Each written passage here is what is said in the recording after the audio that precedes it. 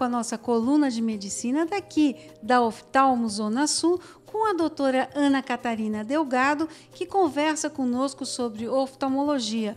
Hoje nós vamos falar especificamente sobre catarata e após a coluna passada, onde você viu os métodos de cirurgia, nós vamos falar do pós-operatório, o que pode e o que não pode ser feito.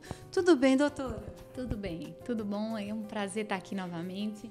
E é interessante essa parte de o que fazer, porque a maioria dos pacientes, eles realmente ficam na dúvida. O que é que eu posso fazer, o que não pode fazer?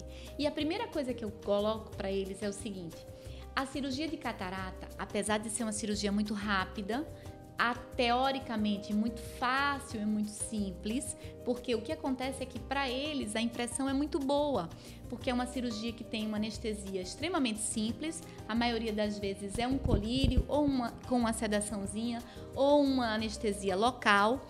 E é uma cirurgia que dura em torno de 8 a 10 minutos, né? Então, na hora que eles estão pensando que vão ser operados, já foi. É uma situação em que termina, assim, de uma certa forma, banalizando um pouquinho. E não é isso que a gente quer. A gente quer que a pessoa saiba que é uma cirurgia que envolve uma segurança e uma tecnologia, mas, ao mesmo tempo, é uma cirurgia, ou seja, precisa de cuidados. Os cuidados pós-operatórios, eu posso listar alguns que é interessante para você que vai ser submetido a uma cirurgia ou que conhece alguém que vai ser submetido à cirurgia. Então é importante que essa pessoa saiba que depois que sai da sala de cirurgia, normalmente ela vai sair com um tampãozinho. Ou um tampão de acrílico, só o acrílicozinho para proteção, para que ela não bata sem querer quando estiver dormindo no olho operado. Ou mesmo um tampão com um esparadrapo, com uma gazezinha, para proteger de poeiras do ambiente. Às vezes você está num ambiente muito poluído e eu prefiro colocar um tampão que realmente vede, pelo menos durante as primeiras 24 horas. Ela vai para casa, 1 hora depois do procedimento cirúrgico, e ela volta no dia seguinte para o hospital. Ela dorme normal nesse dia, ela não vai forçar o olho, não vai fazer nenhuma extravagância. No dia seguinte ela volta ao consultório, nós tiramos o tampão, prescrevemos as medicações. Ela vai usar 1 ou 2 colírios durante algum tempo, que aí vai depender de cada caso. Mas o que é que ela não pode fazer? Ela não pode tomar banho de mar, banho de piscina durante 1 mês, evitar atividades físicas durante mais ou menos 1 semana, principalmente pode caminhar, mas não pode fazer um exercício que envolva uma força grande. Então, carregar peso, por exemplo, na primeira semana até 5 quilos.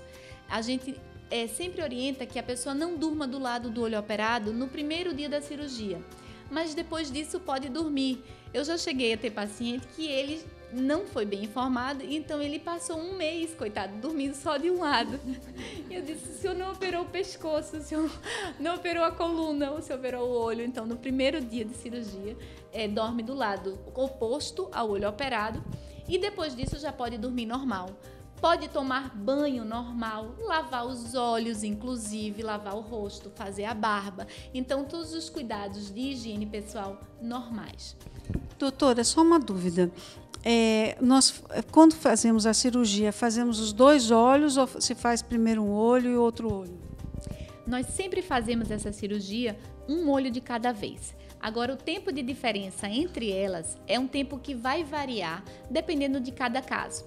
Na maioria das vezes, a gente faz com 1 semana de diferença. E esse tempo é um tempo bastante razoável para a gente ter uma ideia de como ficou o resultado do primeiro olho operado e até fazer algum ajuste que seja preciso para o cálculo do segundo olho.